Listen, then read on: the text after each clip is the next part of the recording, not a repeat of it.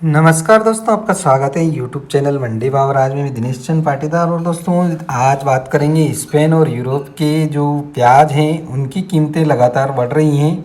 तो क्या कारण है दोस्तों इसकी कि स्पेन और यूरोप में प्याज की कीमतें लगातार बढ़ रही हैं? इसका मुख्य कारण है दोस्तों वहाँ के जो प्याज की आपूर्ति हैं उसमें गिरावट देखने को मिली है, जिसके कारण कीमतें तेज़ गति से बढ़ रही हैं। तो यूरोप में प्याज के रकबे में कमी और प्रति हेक्टेयर कम पैदावार के कारण एक सामान्य वर्ष की तुलना में उपलब्ध उत्पादन में 40% से अधिक की महत्वपूर्ण गिरावट आई है। स्पेनिश प्याज एक समान स्थिति का सामना कर रहे हैं और सीजन की शुरुआत के बाद से उनकी बिक्री अच्छी गति और अच्छी कीमतों के साथ चल रही है।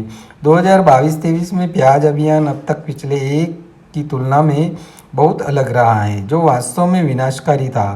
प्रोसीकैम्प के निदेशक लुइस फर्नांडो रूबियो कहते हैं कि association of onion producers of Castilla La Mancha मांग स्थिर है और स्पेन के साथ साथ यूरोप के बाकी हिस्सों में प्याज के उत्पादन में लगभग 40% की गिरावट से कीमतों में वृद्धि हो रही है।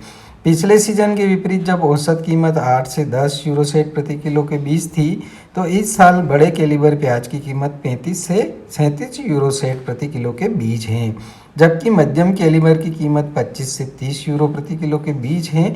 और पिछले साल कीमतों में उत्पादन लागत को कवर करने की अनुमति नहीं दी गई थी, लेकिन इस साल यह अब तक संभव हो पाया है। सिर्फ एक साल में 1 किलो प्याज के उत्पादन की लागत 25 सेंट तक पहुंच गई है। बड़े आकार के सबसे अधिक मांग है और पूरे यूरोप में सबसे दुर्लभ वास्तव में 60 से 80 के बीच के आकार की खोजना काफ़ी बड़ा मुश्किल वाला काम है। इस एसोसिएशन के प्रतिनिधि ने यह भी बताया कि सबसे लंबी शेल्फ लाइफ वाली ग्रानो डी ओरो प्याज की फसल अब अपने अंतिम चरण में है। हालांकि मार्च और अप्रैल में बारिश ने कैस्टिलो ला मांचा में सामान्य समय पर प्याज को बोने से रोक दिया। शुष्क मौसम और उसके बाद प्रचुर मात्रा में धूप ने न केवल अंत को आगे बढ़ाया फसल, लेकिन प्याज के संरक्षण की गुणवत्ता पर भी बहुत सकारात्मक प्रभाव पड़ा और इसका आकार और पैदावार पर भी प्रभाव पड़ा।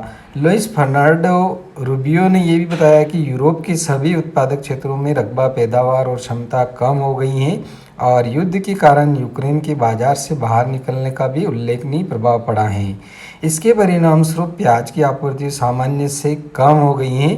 हाल के वर्षों में यूक्रेन में प्याज के रकबे में एक महत्वपूर्ण विस्तार दर्ज किया गया था, यहाँ तक कि स्पेन से भी आगे, इसलिए बाजार में इसकी अनुपस्थिति को दृढ़ता से महसूस किया जा रहा है। इसका प्याज पूर्वी यूरोपीय और एशियाई बाजारों की आपूर्ति करता था और त्वचा की अच्छी गुणवत्ता थी और स्वाद भी अच्छा था। इसी बीच रोमानिया का उत्पादन लगातार बढ़ रहा है।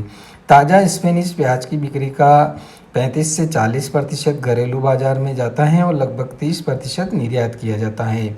मुख्य रूप से यूनाइटेड किंगडम, जर्मनी, फ्रांस, पुर्तगाल, इटली, मोरक्को और अन्य गंतव्यों के बीच ये निर्यात किया जाता है। तो दोस्तों ये थी पूरी प्याज से संबंधित स्पेन और यूरोप के बाकी हिस्सों में प्याज की आपूर्ति में 40% की गिरावट के कारण कीमतें जो बढ़ रही हैं उससे संबंधित पूरी रिपोर्ट थी। दोस्तों वीडियो को ज़रूर शेयर करें।